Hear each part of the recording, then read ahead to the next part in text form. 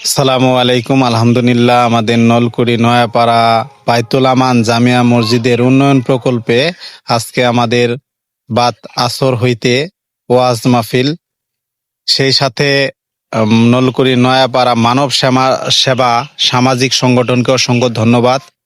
তাদের অক্লান্ত পরিশ্রম এবং সেই সাথে এলাকার মুরব্বিয়ানদের পরিশ্রম, তাদের কারণে আজকে আমরা ওয়াজ মাহফিলটি সম্পূর্ণ করতে পেরেছি। সবচেয়ে বিশেষ ভাবে ধন্যবাদ জানাই আমার এলাকার প্রবাসী ভাইদেরকে।